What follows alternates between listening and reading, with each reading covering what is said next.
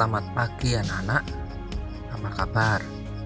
Semoga semua baik dan sehat-sehat ya. Jumpa lagi dalam pelajaran persiapan komuni pertama online. Pertemuan kali ini masih bersama saya, pendamping komuni pertama Gereja Katolik Waikandis, Bapak Catur. Materinya hari ini tentang bekerja.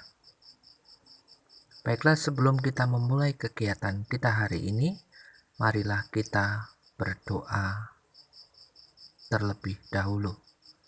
Mari kita berdoa. Dalam nama Bapa dan Putra dan Roh Kudus, amin. Ya Allah yang maha baik, terima kasih atas kesempatan belajar ini. Buatlah kami semakin memahami pengajaran-Mu tentang bekerja. Kami mohon semangat ya Tuhan, untuk hari-hari kami mempersiapkan diri. Semoga kami semakin pantas menerimamu dalam sakramen Maha Kudus. Demi Kristus Tuhan kami. Amin. Adik-adik calon komuni pertama yang Bapak kasihi, hari ini kita berbicara soal bekerja. Apa sih yang dimaksud dengan bekerja? Bekerja adalah suatu bentuk aktivitas yang melibatkan kesadaran manusia untuk mencapai hasil yang sesuai dengan harapannya. Nah, anak-anak, dari pengertian ini jelas bekerja itu bentuk aktivitas dan dilakukan secara sadar dengan punya tujuan, yaitu hasil yang sesuai dengan harapan. Anak-anak sekalian, mungkin kalau kalian ditanyakan apakah kalian yang calon komuni pertama itu sudah bekerja,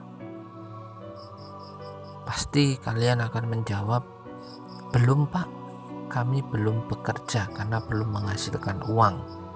Mungkin kalian akan berpikir semacam itu. Tapi kalau mau dilihat dari pengertiannya itu sendiri, bekerja itu sebuah bentuk aktivitas yang melibatkan kesadaran manusia untuk mencapai hasil yang sesuai dengan harapan. Anak-anak sekalian, kalau Pak Catur itu selalu meminta kalian untuk mengerjakan tugas-tugasnya dan ada yang belum mengumpul, itu artinya kalian belum bekerja. Kesadaran kalian itu belum bekerja untuk itu semua. Anak-anak sekalian, bagaimanakah bekerja itu dalam ajaran iman Katolik itu? Kita akan melihat hal itu lebih lanjut. Adik-adik calon komuni pertama, mari kita melihat satu surat dari Santo Paulus yang ditujukan kepada umat di Tesalonika. Jadi pada 2 Tesalonika bab 3 ayat 6 sampai 10. Saya ambil 2 ayat saja supaya lebih mengena dalam poin yang mau saya jelaskan. Di ayat 6 dikatakan begini, tetapi kami berpesan kepadamu saudara-saudara dalam nama Tuhan Yesus Kristus, supaya kamu menjauhkan diri dari setiap saudara yang tidak melakukan pekerjaannya dan yang tidak menurut ajaran yang telah kamu terima dari kami. Ajaran apa itu? Ajaran mengasihi. Jadi ada pesan dari Santo Paulus kepada umat di Tesalonika, tentunya kepada kita semua, bahwa kita sudah mengetahui tentang ajaran yang diberitakan oleh Tuhan Yesus kepada kita, yaitu mengasihi. Dalam mengasihi itu, kita itu tidak boleh malas untuk mengasihi. Sebab apa? Di ayat 10 dikatakan gini, kami memberi peringatan ini kepada kamu. Jika seorang tidak mau bekerja, janganlah ia makan. Wah, ini sungguh sangat apa sekali. Anak-anak, intinya adalah kasih itu terwujud bila tidak malas kita itu. Sebab malas itu akan menjadi beban bagi yang lain. Maka kasih terwujud dalam tindakan mau bekerja dan tidak bermalas-malasan. Nah, sebagai seorang anak, tanggung jawab bekerja memang belum ada. Namun kita sebagai anak sudah mendapat tanggung jawab, yaitu tugas belajar sebaik mungkin. Kiranya tugas belajar itu menggantikan bekerja bagi kita.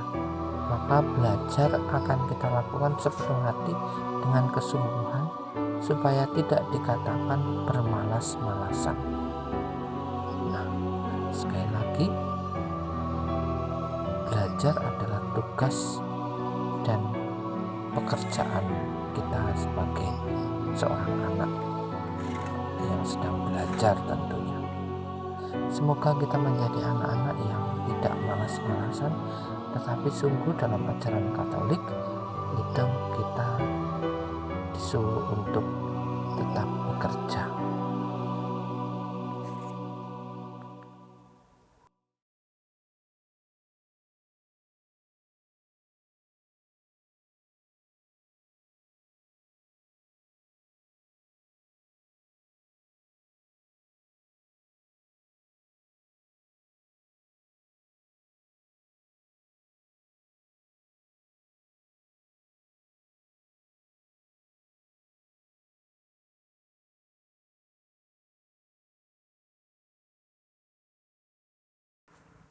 Marilah kita berdoa dalam nama Bapa dan Putra dan Roh Kudus. Amin.